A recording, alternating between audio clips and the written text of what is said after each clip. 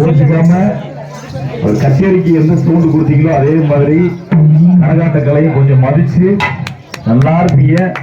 Speaker போட்டிருக்கீங்க, கார்ல மைக்லாம் கொடுத்துருக்கீங்க. தெரியுதுடா, எனக்கு தெரியுது. தெரியாம இருக்குது.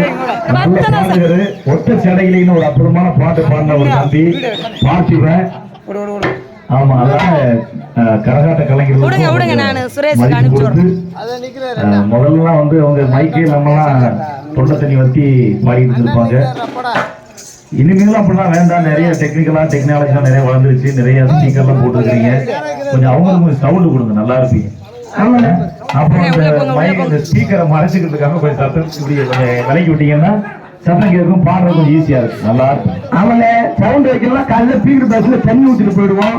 நாங்க பொறுப்பு கிடையாது தம்பி. இதெல்லாம் சோடா தண்ணி ஊற்றுறதுக்கு. ஆமனே என்ன ஆமே ஆமா ஸ்பீக்கர் பேஸ் அழகா இருக்காடே சொல்லுவாங்க. நீ இவ்வளவு பேசுறேன்னு தெரியலையே. ஒரு பாட்டு பாடுறதுக்கு காருக்கு வந்து முக்குனா இன்னைக்கு இப்படி இவ்வளவு பேசுற, இவ்வளவு தப்பா போடுற, எங்கெல்லாம் வயிற்று எரியுது. பேசாம நான்லாம் வந்து கிளம்பி வந்திருக்கலாம்.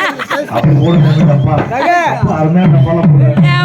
தப்பா குச்சி டப்பா, குண்டு டப்பா, தப்பட்டே தப்பா ஆக மாட்டேன். தப்பா பேச மாட்டோம். தப்பா டப்பா போடு இல்ல.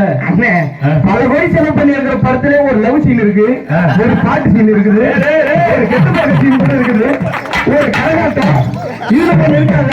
அப்படி உங்களுக்கு தெரிஞ்சா கண்ணை மட்டும் கண்ணை சேர்ந்து பார்த்தா எதுவுமே தெரியாது. ஓட்டு சப்பல் அப்பளம்